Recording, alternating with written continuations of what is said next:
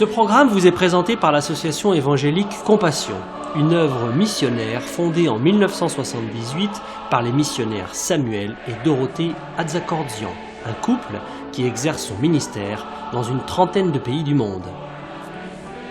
Ils sont évangélistes depuis plus de 40 ans et organisent de grandes campagnes d'évangélisation, des séminaires et conventions chrétiennes très appréciées par tous. L'évangélisation en plein air fait partie du ministère de Samuel Atzakordzian. Il tient aussi des séminaires d'enseignement pour les pasteurs, pendant lesquels il traite d'importants sujets pour leur ministère, tels que les qualifications requises pour servir Dieu, le discernement spirituel, le retour soudain de notre Seigneur et bien d'autres thèmes actuels, une véritable source de bénédiction et d'enrichissement pour eux. Dorothée Atzakordzian est également utilisée par le Seigneur dans les séminaires spécialement organisés pour les épouses des serviteurs de Dieu, ainsi que pour les femmes en général, pendant lesquels elle leur enseigne à grandir dans la connaissance de Dieu, à connaître leur rôle dans le foyer et dans l'Église, et pendant lesquels elle les exhorte à se laisser, elles aussi, utilisées par lui, selon le plan de Dieu pour elles. Les conventions chrétiennes de renouvellement spirituel qu'ils organisent avec leurs collaborateurs depuis de nombreuses années, aussi bien en France qu'ailleurs, sont une véritable bénédiction. De nombreux assistants sont fortifiés dans leur foi et jouissent de la sainte présence de Dieu. De nombreux malades sont alors guéris par le Seigneur et plusieurs personnes ont accepté Jésus-Christ dans leur vie comme Sauveur et Seigneur. Samuel et Dorothée Atzakordzian écrivent aussi des livres et brochures d'approfondissement dans la foi chrétienne. Plusieurs d'entre eux sont traduits en d'autres langues. Le plus connu d'entre eux est « Le pardon, une puissance qui libère ». Ils éditent aussi de nombreuses cassettes, audio, vidéo, des CD et DVD de leurs conventions, séminaires et campagnes d'évangélisation disponibles en tout temps à leur bureau.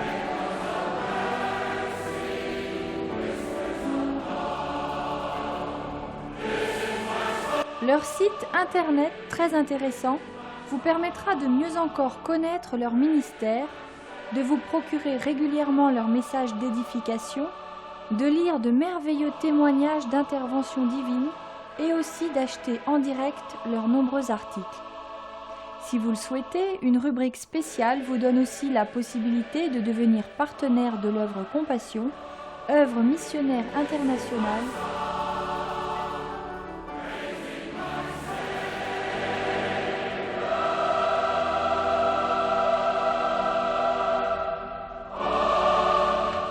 Nous souhaitons maintenant que vous soyez richement bénis par ce programme.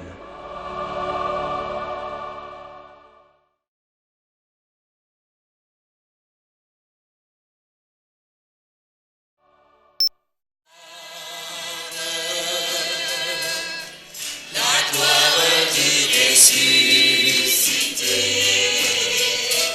rien n'est égal à la beauté du Seigneur. À jamais tu seras l'agneau sur le trône, l'agneau sur le trône, prosterné devant toi. Je t'adore, mon roi. Je veux chanter la gloire du ressuscité. L'agneau immolé que nous a rachetés pour Dieu. À jamais tu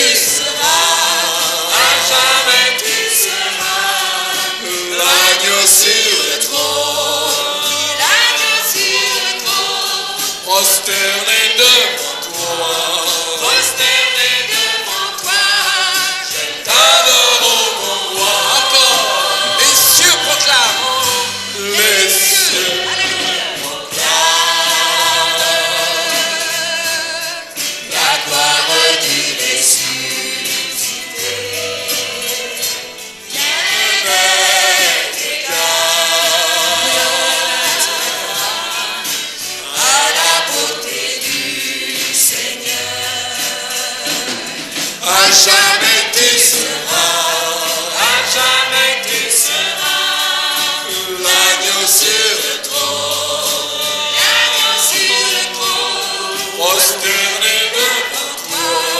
prosterné devant toi, je t'adore, ô mon roi. Et maintenant, Encore une fois, oui, nous allons lever les bras en signe d'abandon vers le Seigneur. chanter, En signe d'abandon. digne le Seigneur.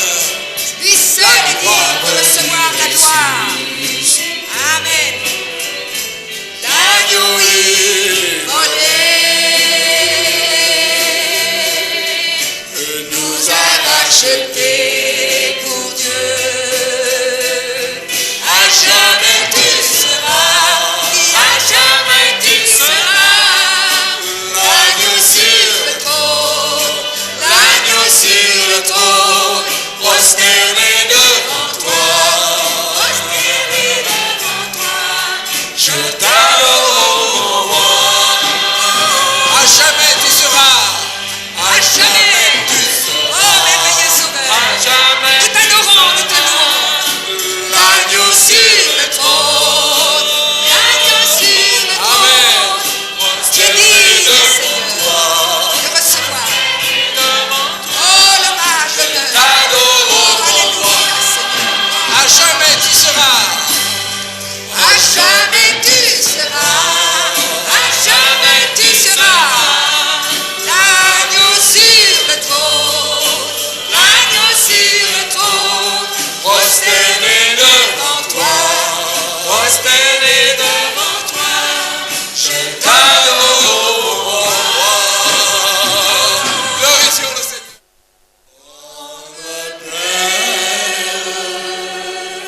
Tendre Père,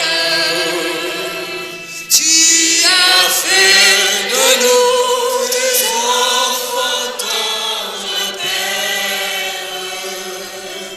J'élève mes mains et mon âme à la louange de ton nom, tendre Père, gloire à ton nom. tendre Père.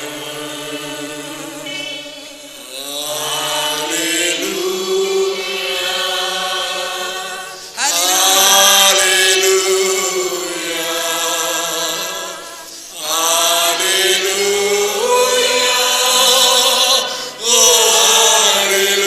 Alléluia. J'élève mes mains, mon âme à la louange de ton nom. Alléluia, Alléluia.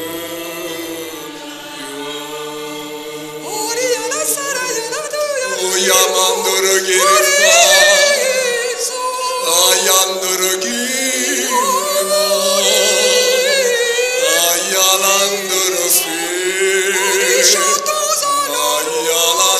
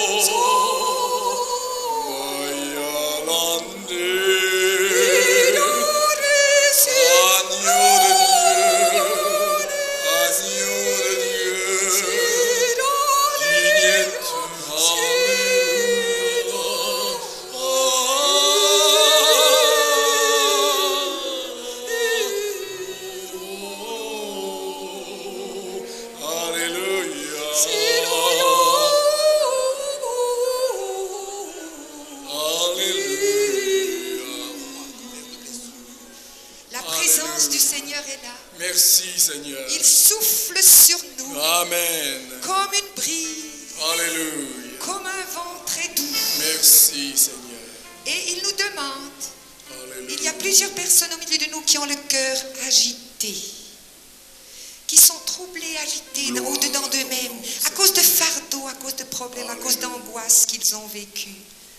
Le Seigneur te demande, peuple de Dieu, décharge-toi sur lui, de tout souci, Amen. de tout fardeau, Car lui-même prend soin de toi. Amen. Alors le Seigneur est là, Alléluia. il souffle sur nous un vent, une brise douce Merci, de paix. Alléluia. Une brise de paix. Alors reçois la paix de Jésus dans ton Amen. âme, au plus profond Merci, de ton cœur. Seigneur. Tu nous Tu en as donnes. besoin. C'est la paix de Jésus qui surpasse toute intelligence. Nous en avons tous besoin. Et qui gardera ton esprit, tes Alléluia. pensées en lui, si bien que les fardeaux et les Alléluia. soucis de ce monde ne seront Merci, plus un Seigneur. problème pour toi. Alléluia. Tu seras dans la présence de Jésus. Amen. Tu seras avec lui, Merci, tu seras dans Seigneur. ses bras et tu ne seras plus troublé. Merci, Reçois la Seigneur. paix de Jésus. Amen. Saint, Saint, Saint est l'Éternel. Et parce que Et le le Seigneur, Seigneur. et Alléluia. parce que le Seigneur a été Sa cloué sur gloire la croix, remplit la terre. Alléluia. il a aussi porté Gloire au Seigneur. tes meurtrissures sur la croix. Alléluia. À la croix du calvaire, Merci, Seigneur. il a porté toutes tes langueurs, toutes tes Merci, meurtrissures et toutes tes maladies. Amen. Et en ce moment, le Seigneur guérit quelqu'un Alléluia. qui a une tumeur au cerveau. Alléluia. Alléluia, la main percée du Seigneur s'étend Alléluia. sur vous. Oh, reçois la guérison. Amen. Sois guéri. Alléluia. Que cette tumeur disparaisse. Au nom de Et que Jésus. ces maux de tête affreux disparaissent Au aussi. nom de Jésus. Sois Alléluia. guéri par les mains percées de Jésus. Merci. La main percée. Merci, Les mains Seigneur. percées de Jésus. Oh, gloire. à Son ton côté nom. percé. Alléluia. Il a été percé pour toi. Amen. Et il y a quelqu'un Alléluia. que le Seigneur touche qui a des problèmes d'intestin aussi. Alléluia. Le Seigneur maintenant Merci, fait fonctionner tout à merveille. Tout Alléluia. marche bien, ses intestins fonctionnent normalement. Désormais, tu vas Merci, digérer Seigneur. normalement. Alléluia. Alléluia, alléluia. Et le Merci. Seigneur touche un enfant ici, dans ce bâtiment. Le Seigneur touche un enfant qui a des insomnies, qui a des angoisses la nuit, qui ne peut pas bien dormir. Le Seigneur touche cet enfant maintenant. Alléluia. Oh, merci Merci, Jésus. Seigneur. Laissez venir à moi les petits enfants. Merci. Laissez. Ce petit enfant est dans les bras de Jésus. Alléluia. Il est en train de calmer son état d'âme, son Merci, état d'esprit, Seigneur. que personne ne pouvait calmer, Alléluia. ni sa mère, ni son père. Il passait beaucoup de temps avec ce petit, Merci, toujours Seigneur. beaucoup de temps à le calmer, la nuit, se levait pour le calmer. Merci, Mais maintenant, c'est la paix de Jésus qui est venue dans le cœur de cet Alléluia. enfant et qui a enlevé cette angoisse, ce Alléluia. trouble. Alléluia. Merci, Merci Jésus, merci Seigneur.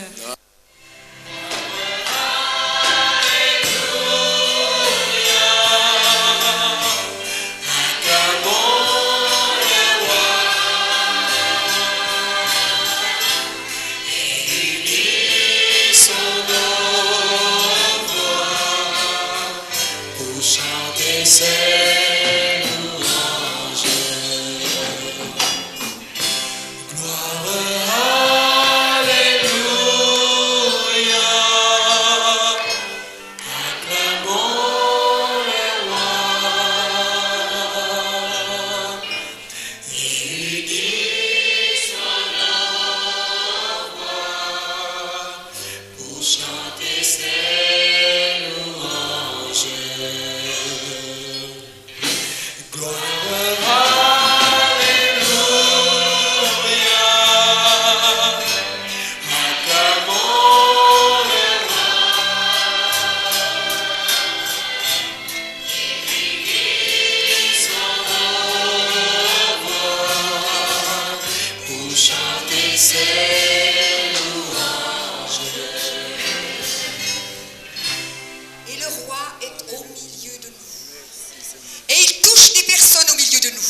Il étend sa main percée Merci, sur Seigneur. quelques malades au milieu de nous déjà. Comme il l'a déjà fait, mais il continue de le faire. Alléluia.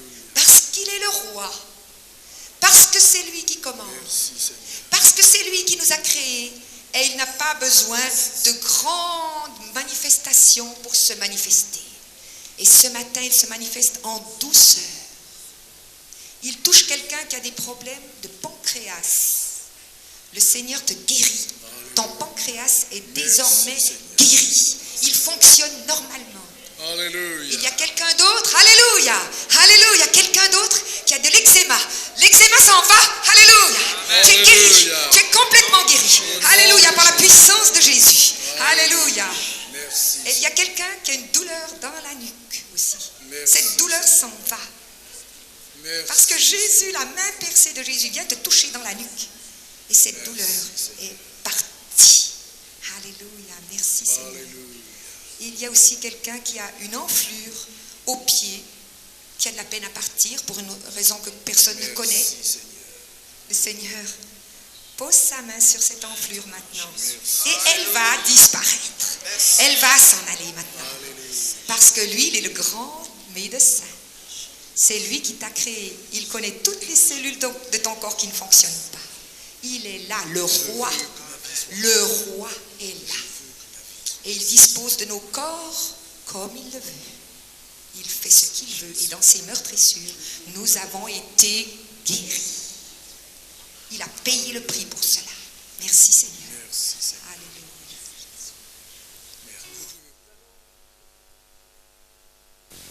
Nous allons méditer quelques instants sur cette pensée du Saint-Esprit, car la volonté de Dieu, c'est que nous soyons remplis du Saint-Esprit, n'est-ce pas? Alors bien sûr, avant cela, il faut être né de nouveau, s'être repenti de ses péchés, de ses idoles, de sa vie passée, et avoir reçu Jésus dans son cœur comme son Sauveur et Seigneur personnel. Amen. Pour vivre une vie nouvelle, née de l'Esprit. Quand l'Esprit de Dieu vient en nous à la nouvelle naissance, c'est déjà un grand miracle, c'est le plus grand des miracles, n'est-ce pas? Touchant. Mais ensuite, il y a le baptême dans le Saint-Esprit, avec les manifestations du parler en langue, pour devenir des témoins, pour glorifier le Seigneur. Mais une fois que nous avons expérimenté ces choses, nous ne devons pas en rester là. Il nous faut être continuellement remplis de l'Esprit. Car plusieurs d'entre nous, nous pouvons avoir fait des merveilleuses expériences avec le Seigneur, mais quand on en parle, c'est toujours au passé. Et c'est triste quand c'est comme ça, n'est-ce pas vrai? C'est triste de voir un chrétien qui avait le feu, mais dans le passé. C'est triste, ça fait presque pleurer. Et on se dit, mais où est le feu maintenant? Tu parles, tu as bien parlé, tu as dit de grandes choses, tu as été sous l'onction, Dieu t'a utilisé, mais maintenant, où en es-tu? C'est là la triste expérience de beaucoup de chrétiens. Est-ce la volonté de Dieu? Certainement pas. Alors le Seigneur voudrait que nous apprenions à rester continuellement remplis de l'Esprit. Qu'est-ce qu'un homme ou une femme rempli de l'Esprit? On voudrait bien le voir, n'est-ce pas? Et la parole de Dieu nous donne un exemple. Dans les Actes des Apôtres, il y a un homme qui était vraiment rempli du Saint-Esprit et qui est un modèle d'une personne, d'un chrétien qui est rempli du Saint-Esprit. C'est Étienne. Quand nous lisons Actes 6 et 7, concernant Étienne, nous voyons très souvent, la parole de Dieu dit qu'il est rempli de ceci, rempli de cela, il est rempli, plein, rempli. C'est vraiment un chrétien modèle rempli du Saint-Esprit. Alors, qu'est-ce que ça veut dire être rempli du Saint-Esprit? Bien souvent, certains pensent qu'ils sont remplis du Saint-Esprit, mais ils sont remplis de courants d'air, c'est tout. Beaucoup de courants d'air, beaucoup de vide, remplis de vide. On peut se faire beaucoup d'illusions, n'est-ce pas, sur la plénitude du Saint-Esprit en nous, n'est-ce pas vrai? Alors nous allons méditer quelques instants sur Étienne, modèle d'un chrétien rempli du Saint-Esprit, et voir cette vérité encore, cette plénitude dans la vie de Étienne, cette plénitude. La première plénitude, nous la trouvons dans Acte 6, verset 5. Acte 6, verset 5. Cette proposition plut à toute l'assemblée, et ils élurent Étienne, homme plein de foi et d'Esprit Saint. Alors voyez-vous là une première plénitude dans la vie d'Étienne, être rempli du Saint-Esprit, c'est être rempli de foi. Et je lisais ce matin avant de venir dans une autre version dit que Étienne était plein d'une ferme foi. Voyez-vous, il était ferme dans sa foi. Et on l'a vu, n'est-ce pas, après, quand nous lisons toute son histoire, nous voyons que c'était un homme qui était ferme dans sa foi, n'est-ce pas vrai? Il a été jusqu'au sacrifice de sa vie, jusqu'à devenir le premier martyr de l'Église chrétienne. Première qualité d'une personne, d'un chrétien rempli du Saint-Esprit, il est rempli de foi. Sa foi est une foi ferme et solide. Il a des convictions profondes, basées, bien sûr, avant tout et par-dessus tout, sur la parole de Dieu. Et nous le verrons après encore combien Étienne était un homme extraordinaire et qui connaissait sa parole, connaissait la Bible et ses enseignements. Alors, le mot foi aussi veut dire bien souvent dans les Écritures fidèle. Rempli de foi, c'est rempli de fermeté, mais aussi de fidélité. Quelqu'un qui est rempli de foi, c'est quelqu'un qui est fidèle. Et nous voyons Étienne fidèle jusqu'à la mort. Nous voyons donc une première qualité. Rempli de foi, c'est être rempli de convictions fermes. Combien de chrétiens aujourd'hui, même soi-disant remplis du Saint-Esprit, sont facilement ébranlables. Et cela, c'est triste. La première nouvelle doctrine qui arrive, ils tombent dedans les pieds joints. Les pieds joints. Les pieds joints. Oh, tu sais, extraordinaire, je fais ceci, cela. La personne ne se demande même pas si c'est biblique. On peut faire toutes sortes d'expériences surnaturelles, mais le surnaturel ne vient pas de Dieu. Il faut que ces expériences soient toujours des expériences bibliques. Si le Seigneur, si les apôtres ont expérimenté cela et l'ont enseigné, alors nous pouvons y aller sans crainte. Mais si les apôtres ne l'ont pas expérimenté ni enseigné, nous devons faire attention. Il n'y a pas de nouvelle révélation maintenant.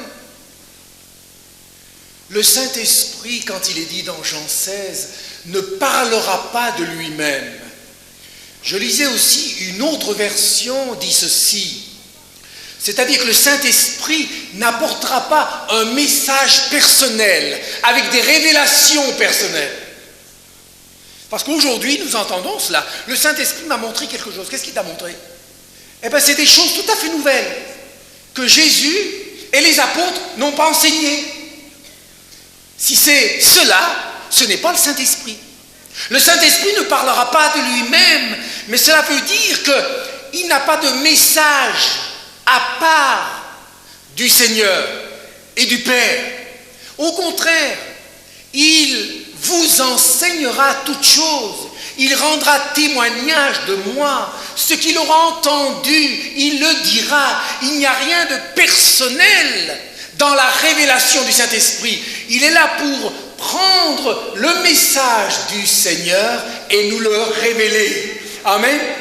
Ce message est tellement glorieux, tellement profond, qu'il faut un maître divin comme le Saint-Esprit pour nous enseigner cela. Amen. Il y a une telle richesse, une telle révélation dans l'enseignement du Maître que le Seigneur a dit, je vous enverrai un autre consolateur. Il vous conduira dans toute la vérité, mais pas une vérité à part. Et c'est là qu'il nous faut bien faire attention. Et nous voyons qu'Étienne ici était un homme plein de foi, de conviction et un homme fidèle. Lorsque nous sommes ainsi dans cet esprit-là, mes amis, toujours attachés à la parole, nous resterons remplis du Saint-Esprit. Car beaucoup perdent de leur plénitude. C'est comme s'il y avait des fuites dans leur vie spirituelle. Parce que le Saint-Esprit ne peut plus approuver certaines choses dans leur vie, n'est-ce pas vrai? Le Saint-Esprit ne peut pas approuver un enseignement ou une expérience qui n'est pas biblique. Il ne peut pas. Et petit à petit, le Saint-Esprit est attristé et tu perds de cette plénitude. Et c'est ainsi que petit à petit, comme Samson, tu ne te rends pas compte que tu as perdu l'onction de Dieu. Et c'est au moment où tu en as besoin le plus que tu réalises que tu n'as plus rien du tout. Quand il a dit « je m'en sortirai encore », Samson disait cela, « je me libérerai de ces liens ». Mais il ne savait pas que Dieu s'était retiré de lui. Quelle tragédie, n'est-ce pas vrai? Alors, première plénitude, remplie de foi, de conviction, de fermeté. Le Saint-Esprit nous rend fermes et donne des convictions. Non pas, on ne doit pas toujours être des enfants ballottés à tout vent de doctrine, n'est-ce pas vrai? Le Saint-Esprit donne des convictions, à un tel point que Étienne était prêt à mourir pour ses convictions, n'est-ce pas vrai? Et des convictions bibliques, il y en a qui se meurent pour des convictions qui ne sont pas bibliques, quelle tragédie! Nous qui avons les plus belles convictions, alors nous pouvons vraiment en avoir et tenir ferme, n'est-ce pas vrai? Alléluia. Jésus n'a-t-il pas dit, vous recevrez une puissance, le Saint-Esprit survenant sur vous et vous serez mes témoins. Le Saint-Esprit nous rend témoins. Et vous l'avez certainement déjà entendu, le mot témoin veut dire martyr. Et un martyr, c'est quoi? C'est quelqu'un qui est prêt à donner son témoignage, à rendre témoignage de ce qu'il a vécu et entendu, jusqu'à donner sa vie. Voyez-vous, un vrai témoin, c'est cela. Est-ce qu'il y a quelque chose de superficiel là-dedans? Est-ce qu'il est facilement ébranlé, celui-ci? Pas du tout, au contraire. Vous serez mes témoins. Au fond du cœur, il y a une foi profonde, ferme, sûre, une fidélité enracinée, qui est prêt à aller jusqu'à la fin, jusqu'au bout. C'est cela, le Saint-Esprit nous donne ces convictions. Pourquoi certains sont ébranlés? Parce que ce n'est pas le Saint-Esprit qui les enseigne. Et bien souvent, c'est un autre esprit qui les enseigne. Alors naturellement, on est là, on saute du coq à l'âne. Il n'y a aucune fermeté, aucune conviction. Étienne, un homme rempli du Saint-Esprit, c'est-à-dire un homme plein de foi et de conviction, fondé sur la seule parole de Dieu. Amen. Et l'épître de Jude, qu'est-ce qu'elle dit? Elle nous dit de combattre pour la foi transmise aux saints, une fois pour toutes. Voyez-vous, le Saint-Esprit n'a pas encore amené de nouvelles révélations, comme on nous dit maintenant. C'est cela la tragédie. de combattre pour la foi transmise aux saints une fois pour toutes. Et vous savez, le mot combattre dans l'épître de Jude, quand il est dit de combattre pour la foi transmise, le verbe est un verbe très fort. Il signifie agoniser. Je ne sais pas si ça se dit, ça vient du mot agonie. Nous devons être prêts à aller jusqu'à l'agonie, la souffrance, le combat pour garder la foi dans la parole de Dieu et dans les vérités fondamentales. Amen. C'est l'image donc combattre, c'est l'image de deux combattants qui luttent jusqu'à l'épuisement total, mais pour remporter la victoire. Il y a des combats, il y a des souffrances, des difficultés, mais ils sont prêts à aller jusqu'au bout. Et c'est celui-là qui remportera la victoire. Amen. Alors voyez-vous que être rempli du Saint-Esprit, ce n'est pas seulement dire Alléluia. Moi, je suis un chrétien, Alléluia. Et vous aussi, certainement.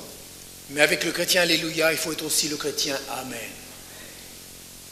Amen, Seigneur, ta volonté soit faite. Amen.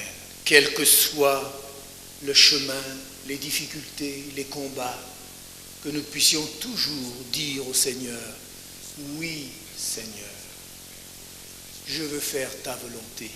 Je veux aller jusqu'au bout avec toi, même si le chemin est rocailleux, même si la nuit descend sur ma route, que je ne vois plus rien, je ne sais plus où j'en suis, je te resterai fidèle.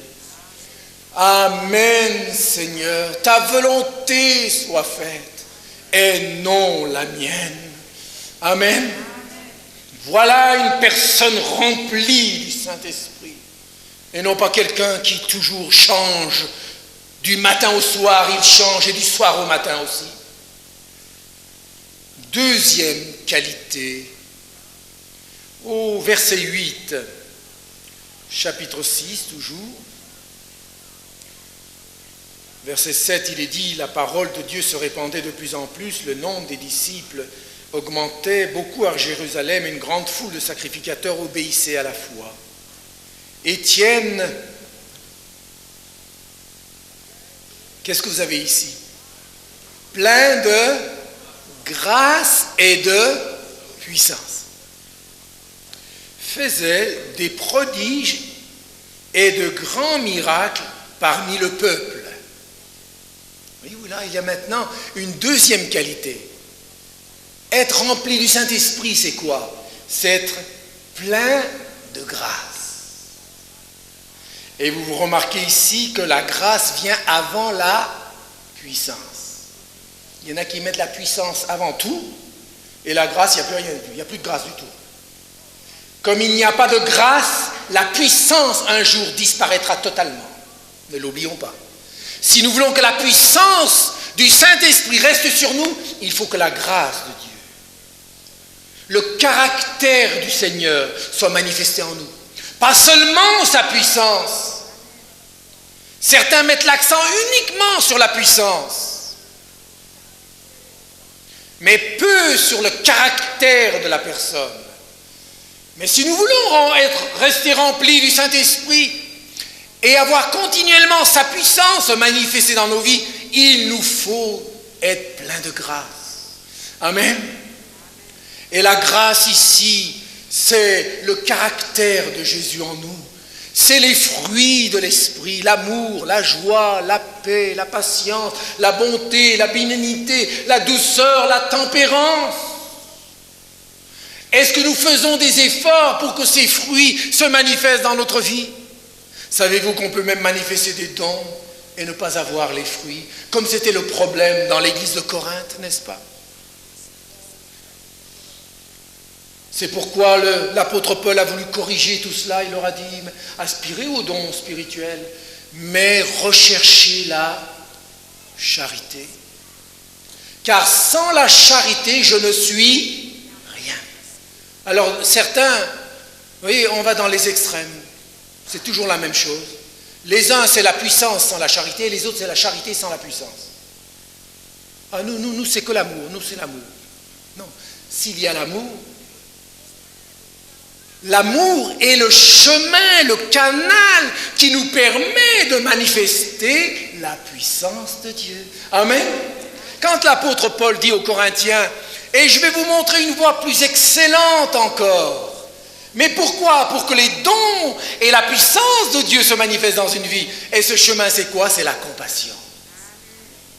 Et Étienne était un homme plein de grâce et de compassion. Voilà une personne remplie du Saint-Esprit. Et c'était là la clé de la puissance de son ministère, comme la clé de la puissance du ministère de Jésus. C'est la compassion. Combien de fois nous lisons Jésus, ému de compassion, imposa les mains aux malades et les malades étaient guéris. Mais voyez-vous, avant l'imposition des mains, qu'est-ce qu'il y a? Jésus ému de compassion. Voyez-vous, le Saint-Esprit n'agit librement que dans un cœur qui est plein de grâce, plein de compassion. Amen. C'est très important. Si tu veux rester rempli du Saint-Esprit continuellement, tu dois veiller à ce que ton cœur reste dans cet état de compassion, de tendresse, de grâce, d'humilité. Amen. Car Dieu ne donnera jamais sa gloire à un homme, ni son honneur aux idoles. Et quand le vase est impur, le Saint-Esprit cesse d'agir. C'est pourquoi nous devons bien faire attention. Plein de grâce, Seigneur, je veux rester rempli du Saint-Esprit. Alors le Seigneur te dit, eh bien, sois plein de grâce. Cultive en toi cette compassion divine. Change de caractère. Ne dis pas, c'est mon caractère, je ne peux rien. Tu dois vouloir changer, tu dois crucifier les œuvres de la chair et vivre par l'Esprit. Amen.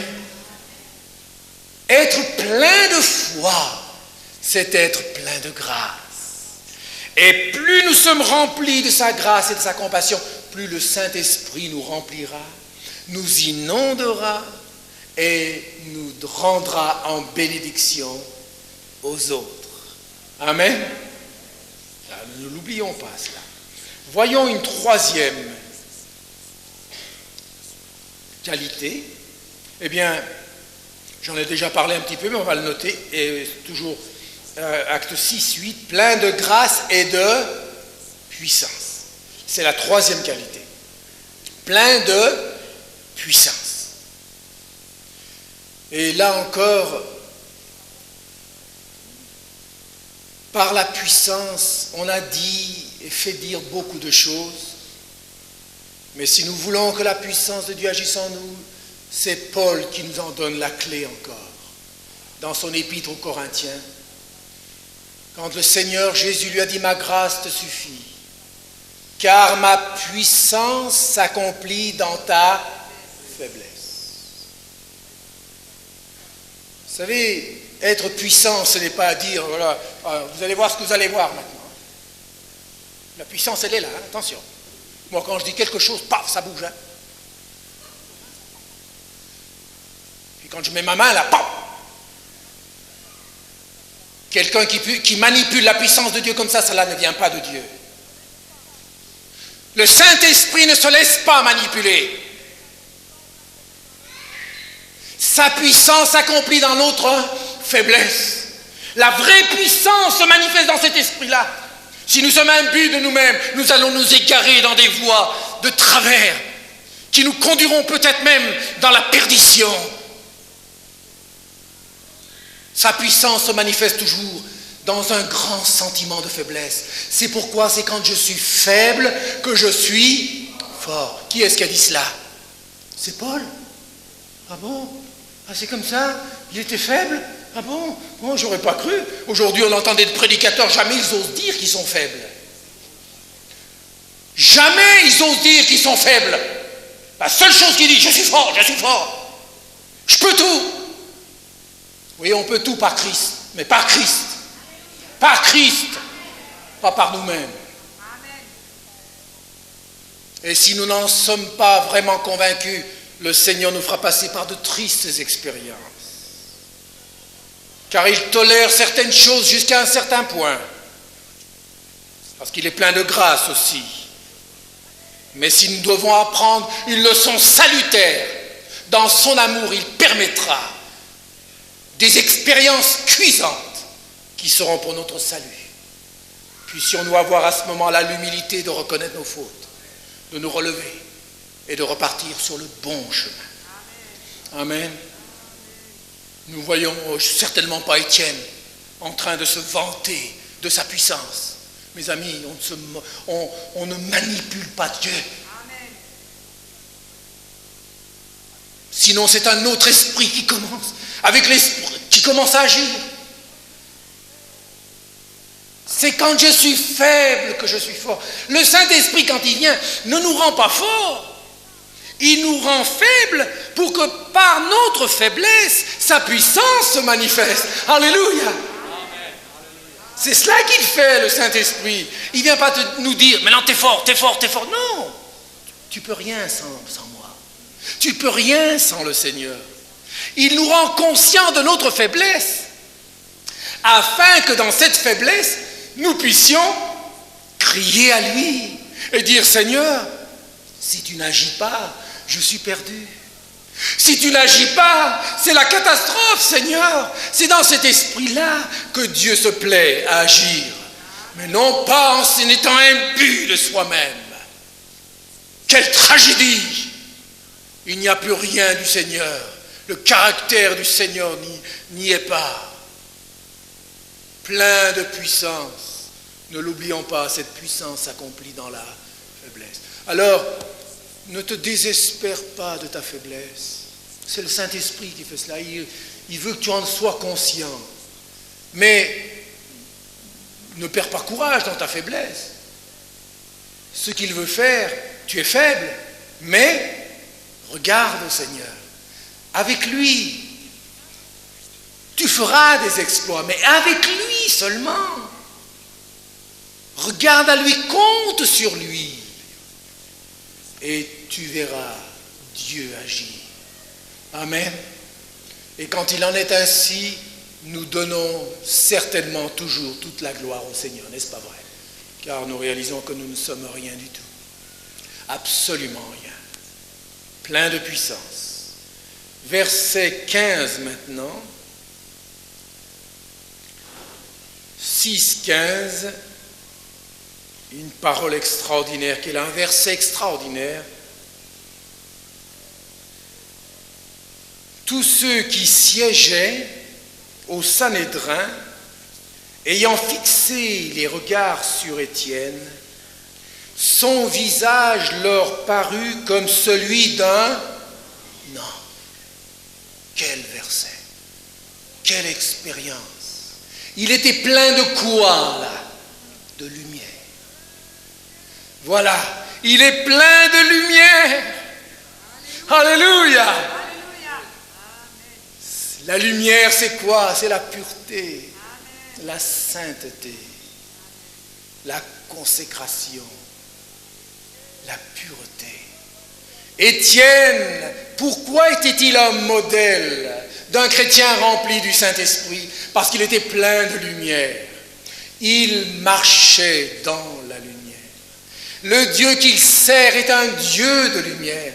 Si nous marchons dans la lumière comme il est lui-même dans la lumière, nous sommes mutuellement en communion. Et le sang de Jésus, son Fils, nous purifie de tout péché. Si tu veux rester rempli du Saint-Esprit, tu ne dois pas jouer avec le péché. Il y a même des chrétiens, même certains serviteurs de Dieu, c'est la tragédie, qui vivent dans le péché, qui manifestent la puissance de Dieu. Il y a tant d'expériences comme ça. Pendant quelque temps, par exemple, il vivait avec une autre femme, et quand il priait pour les malades étaient guéris. Et vous savez comment ils raisonnent à ce moment-là, ces prédicateurs? Et ça peut nous arriver nous aussi, hein. On peut penser, comment? Ah bon? Je suis dans un état qui n'est pas vraiment à la gloire de Dieu, et Dieu agit encore. Il y a toujours un temps de grâce avec Dieu. Amen. Toujours un temps de grâce. Dieu ne retire pas tout de suite, ça se fait progressivement. Progressivement. Pourquoi? Parce qu'il attend la repentance. N'est-ce pas vrai? S'il enlevait toujours tout de suite, tout, dès qu'on a fait quelque chose, mais on n'aurait rien du tout. Vous et moi, n'est-ce pas vrai? Personne ne pourrait garder cette onction si ça partait toujours tout de suite. Ça se fait toujours progressivement. Et lui, dans sa tête, comment Dieu agit? C'est que finalement, ce péché n'est pas aussi grave que cela, à ses yeux. Voyez-vous? C'est donc pas aussi grave. Et il commence à jouer avec le péché. Mais suivez ce ministère quelques années plus tard. Il sera peut-être avec sa dulcinée là-bas, mais c'est terminé. Le ministère est terminé. Il n'y a plus rien du tout. Plus rien du tout. Plein de lumière. Le Saint-Esprit apporte en nous la haine du péché. Si tu caresses le péché te détruira. Si tu ne tues pas le péché te tuera. Plein de lumière. Dieu est un Dieu de sainteté. Et c'est ce que reflétait Étienne, n'est-ce pas? Plein de lumière. On voyait la pureté du Maître sur son visage. Quel beau témoignage, n'est-ce pas vrai? On aurait presque voulu être là. Non pas pour assister à cela, mais pour voir ce visage extraordinaire. Et c'est certainement aussi un peu à cause de cela que Paul s'est converti. Parce qu'à un moment donné, il est dit dans les Actes que Paul avait approuvé le meurtre d'Étienne. Donc quelque chose s'était passé en lui. Et c'est cette gloire, cette lumière, cette pureté dans la vie d'Étienne qui a profondément touché Paul et brisé ce cœur dur et orgueilleux. Amen. 5e plénitude, c'est tout le chapitre 7 maintenant. Le souverain sacrificateur dit: les choses sont-elles ainsi? Étienne répondit. Et là, alors, tout le chapitre 7, c'est une prédication. Hommes, frères et pères, écoutez. Le Dieu d'Abraham, le Dieu de gloire apparut à Abraham, notre père, à notre père Abraham, lorsqu'il était en Mésopotamie, avant qu'il s'établît à Charan. Et il lui dit: quitte ton pays, ta famille, et va dans le pays que je te montrerai. Il sortit alors du pays des Chaldéens et s'établit à Charan. De là, après la mort de son père, Dieu le fit passer dans ce pays que vous habitez maintenant. Il ne lui donna aucune propriété en ce pays, pas même de quoi poser le pied, mais il promit de lui en donner la possession et à sa postérité après lui, quoiqu'il n'eût point d'enfant. Amen. On pourrait continuer, je ne vais pas aller loin, mais déjà pour vous dire, la 5e plénitude ou qualité, c'est quoi? Il était plein des Écritures, plein de la parole de Dieu. Amen. Et c'est par cette plénitude de la parole en lui qu'il a pu interpréter les événements qui a pu lui arriver. Parce qu'à un moment donné, il dit, il vous a envoyé Moïse et vous l'avez rejeté, il vous a envoyé Joseph, vous l'avez rejeté, il vous a envoyé les prophètes et vous les avez rejetés. ils savaient qu'ils avaient le cœur dur. Et c'est pourquoi, quand ils se sont opposés à lui, il ne s'est pas rebellé, n'est-ce pas vrai? Il savait que, par les Écritures, qui lui donnaient la compréhension de ce que Dieu fait, il a pu tenir le coup. Il n'a pas dit « Oh Dieu, tu m'abandonnes maintenant, c'est fini ». Non, au contraire, par sa connaissance des Écritures, Étienne était plein de sagesse pour comprendre ce que Dieu fait, ce que Dieu a fait dans la nation d'Israël, et ce que Dieu fait maintenant de son temps, et ce que Dieu fait dans sa vie. Mes amis, écoutez-moi bien. Si nous voulons être remplis et continuellement remplis du Saint-Esprit, nous devons être remplis de la parole. Amen. Nous devons en être remplis. Nous devons la lire, la méditer, pas seulement l'entendre prêcher. La prédication est importante, mais la prédication n'est pas un substitut à votre propre méditation, à votre propre nourriture personnelle. C'est important. Nous devons être remplis de la parole. C'est dans cette parole-là qu'un jour, lorsque les choses n'iront pas comme tu le voudrais, tu trouveras la consolation et la réponse à tes problèmes. Amen. Et la réponse à tes pourquoi, à tes questions sont là, dans la parole. Tout est là. Les grands principes de la parole sont là. Dans les détails, peut-être pas, bien sûr, mais les grands principes spirituels sont là. Et si nous nous en nourrissons, nous aurons des réponses. Amen. Nous aurons des réponses. Et lorsque la persécution viendra, les tribulations viendront, nous resterons debout. Et nous n'abandonnerons pas le Seigneur, comme c'est le cas avec beaucoup. Amen. Plein de la parole. Es-tu plein de la parole? Un jour, quand j'étais à l'armée,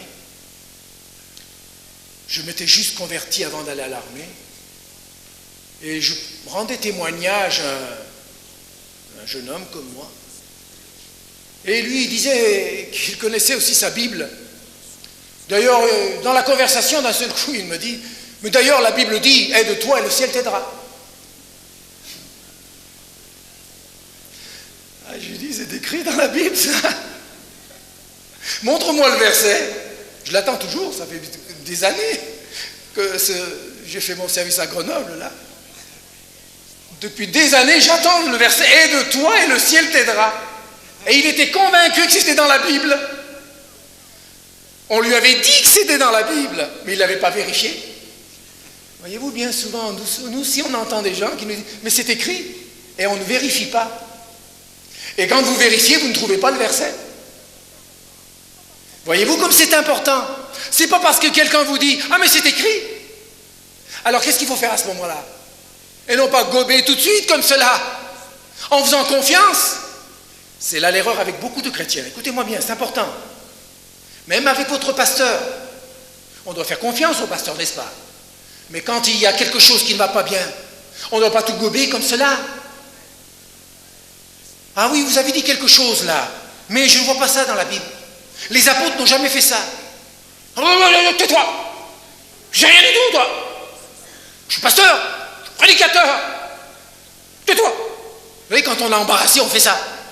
Qu'est-ce que tu veux m'enseigner? En général, là, ils ne sont pas contents. Mais excusez-moi, ne vous fâchez pas, surtout. Je veux simplement savoir où les apôtres ont fait ça. Attends, je vais te montrer. Attends, tu vois. Tu reviendras plus là-dessus, hein.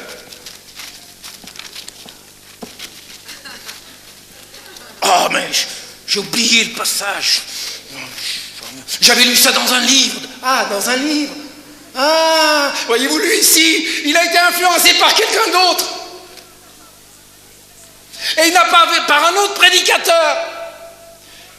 Et il n'a pas, l'autre disait la parole de Dieu dit, mais il ne l'a pas vérifié.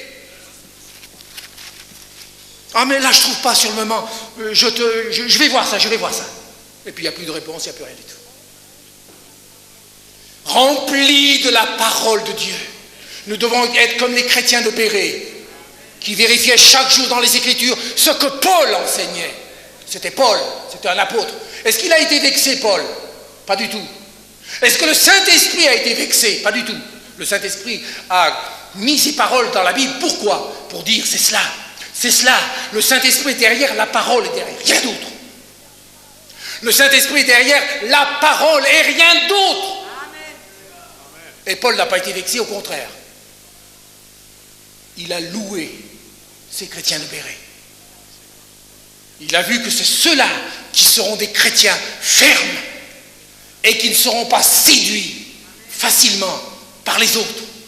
Amen. Sixième, 7, 51, chapitre 7, verset 51. Nous voyons là une sixième qualité. Homme au cou raide, incirconcis de cœur et d'oreille, vous vous opposez toujours au Saint-Esprit. Ce que vos pères ont été, vous l'êtes aussi. Oui, ça commence à chauffer. Hein? Aujourd'hui, on dirait à quelqu'un qui parle comme ça, il manque d'amour. Et il juge les autres. N'est-ce pas vrai? Exactement ça. Même les prédicateurs, ils vous disent ça. Non, le Saint-Esprit ne fait pas des choses comme ça. Pas du tout. C'est le contraire. C'est le contraire. C'est parce qu'il était rempli du Saint-Esprit qu'il parlait comme ça. Alors, ce que vos pères ont été, vous l'êtes aussi. Lequel des prophètes vos pères n'ont-ils pas persécuté? Ils ont tué ceux qui annonçaient d'avance la venue du juste, que vous avez livré maintenant, et dont vous avez été les meurtriers. Vous qui avez reçu la loi d'après les commandements d'anges, et que vous ne l'avez point gardée.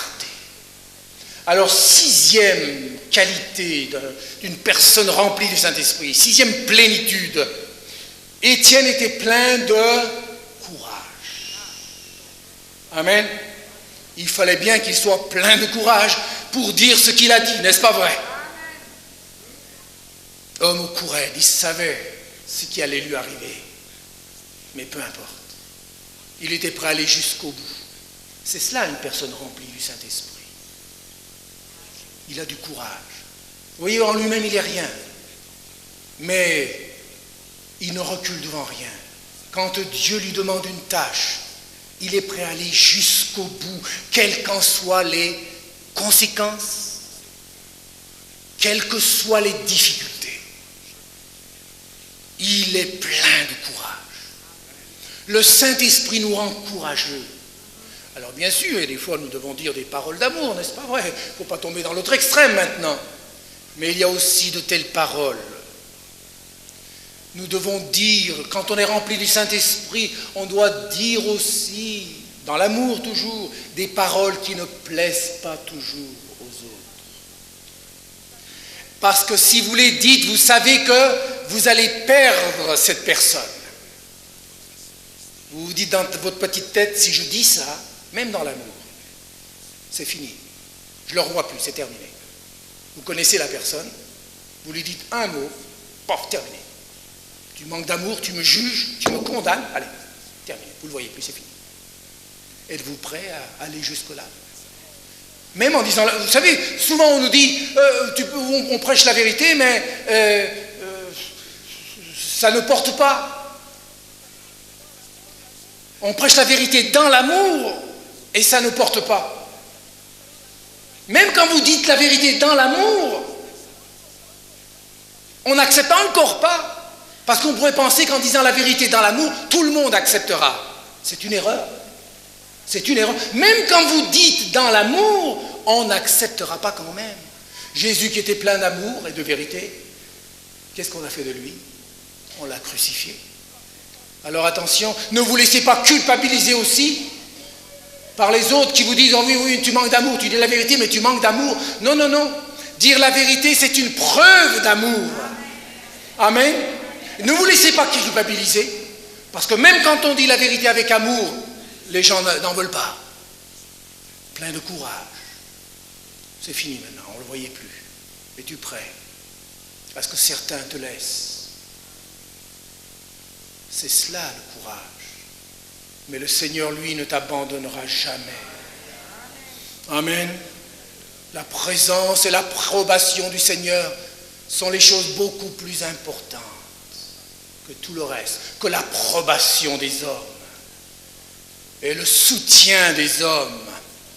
L'approbation de Dieu et le soutien de Dieu sont suffisants. Et je termine. Une 7e plénitude, 7 verset 60.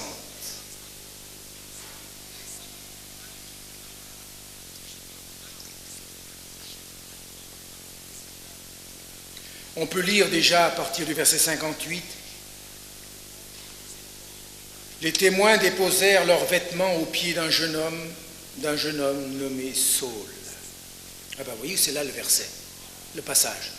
Ils déposèrent aux pieds d'un jeune homme Saul. C'est Saul de Tarse qui est là. Hein? C'est Paul, le futur Paul. Et il lapidait Étienne qui priait et disait « Seigneur Jésus, reçois mon esprit. » Puis s'étant mis à genoux, il s'écria d'une voix forte « Seigneur, ne leur impute pas ce péché. » Et après ces paroles, il s'endormit. Saul avait approuvé le meurtre d'Étienne. Bon, voyons cette 7e qualité maintenant. Devant cette lapidation, voici comment Étienne réagit. S'étant mis à genoux, alors qu'il était en train de recevoir les coups et les pierres, la lapidation, vous savez ce que c'est? Terrible. Les pierres, on joue des pierres jusqu'à la mort. Alors qu'il recevait les pierres sur la tête, sur son corps, il s'écria d'une voix forte, non pas du bout des lèvres, mais d'une voix forte, « Seigneur, ne leur impute pas ce péché. » Quelle parole! Il était plein d'amour. Voilà la 7e qualité. Mais d'un amour qui dit toujours la vérité, n'est-ce pas vrai? Et dans cet amour, qu'est-ce qu'il y a? Pas seulement l'amour qui dit la vérité, mais c'est un amour qui pardonne. Père, il s'écria, ne leur impute pas ce péché. Au mal qu'on était en train de lui faire, il a réagi en pardonnant. Cela ne voulait pas dire que ce que les autres ont fait était bien, certainement pas. Car tout péché on devra rendre compte devant Dieu de tout péché. Mais c'est notre réaction à tout ce qui nous arrive qui doit être bien faite. Dans notre vie, ce n'est pas tellement ce qui nous arrive qui compte, c'est comment nous réagissons à ce qui nous arrive, qui est le plus important. Parce que nous tous, nous avons nos difficultés, n'est-ce pas vrai? Nos oppositions, nos contradictions, nos critiques, nos rejets, on est là en toutes sortes de choses. Qui ne passe pas par là? Tous ceux qui veulent vivre pieusement Jésus-Christ seront persécutés. Mais le point important n'est pas là-haut, vous savez, tout le mal. Non, ce n'est pas là le point important. Le point important, c'est comment tu réagis. Réagissons comme Étienne. Père, Seigneur, pardonne-le. Pardonnons. Et le Seigneur s'en occupera. Ce n'est pas approuver les gestes de quelqu'un, mais c'est pardonner le mal qu'il vous a fait. Et parfois, même sans s'en rendre compte, vous devez purifier votre cœur, rempli d'amour, en pardonnant. L'amertume est ce qui tue la vie de l'esprit dans la vie d'un chrétien. Amen. Et Étienne aurait pu être rempli d'amertume, n'est-ce pas vrai? Mais il a purifié son cœur. L'amertume, c'est terrible. Le non-pardon, le ressentiment. Purifions nos cœurs de tout cela. Et nous resterons remplis du Saint-Esprit. Et je termine maintenant. que le Seigneur nous donne de réaliser cette plénitude du Saint-Esprit. Étienne est un bel exemple, n'est-ce pas? Nous puissions dire, Seigneur, car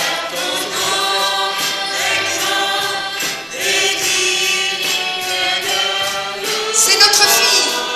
Et ce sont nos deux petits-enfants. Alléluia.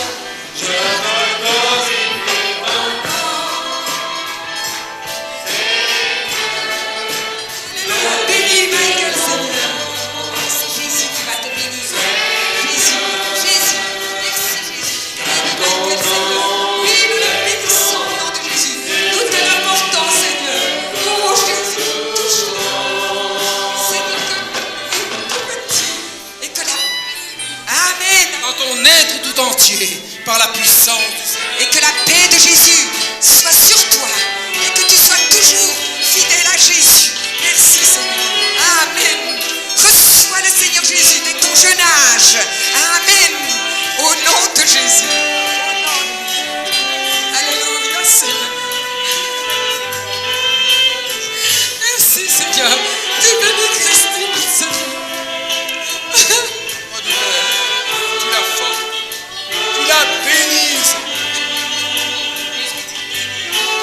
et bénie pour toujours. Sois béni, reçois la bénédiction du Seigneur dans ton être tout entier. Soyez au nom de Jésus. Voici, je durcis ton front comme de l'airain. Ne crains pas les difficultés, les oppositions. Je suis avec toi. Jour et nuit, je te garderai. Jour et nuit, je te protégerai. Je suis dans ta maison. Je suis dans ton cœur. J'ai pris possession de ta vie. Tu me l'as donnée.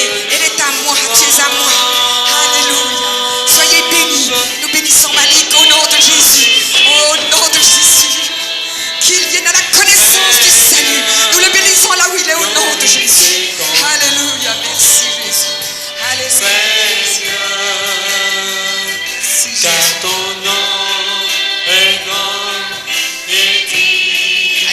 Merci Seigneur. Alléluia. Ça, c'est nous invoquons ta bénédiction.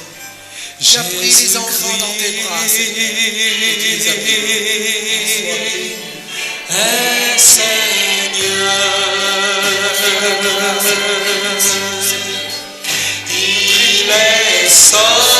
nom de Jésus.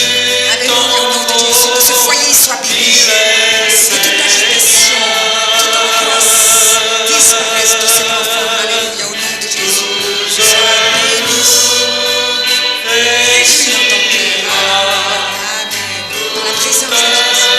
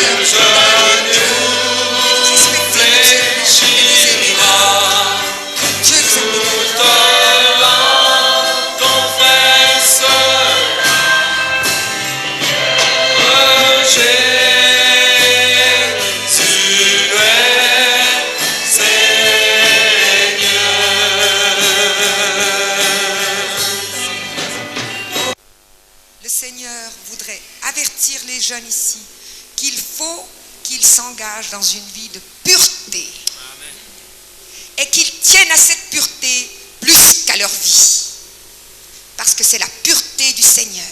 Et il faut se vous rappeler que rien d'impur ni de souillé n'entrera dans le royaume des cieux. Amen. C'est important de ne pas souiller les jeunes, vos regards, vos mains, votre corps, comme le monde le fait actuellement. Vivez dans la pureté, les jeunes. Vous ne le regretterez jamais, parce que c'est le ciel de pureté qui vous attend.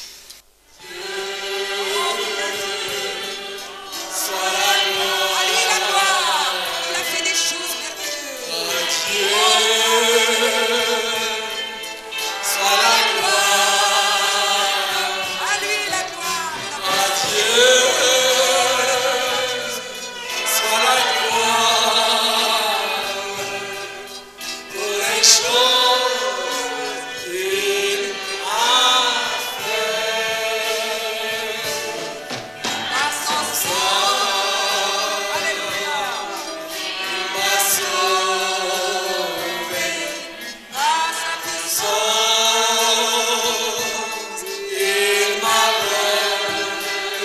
Il a Dieu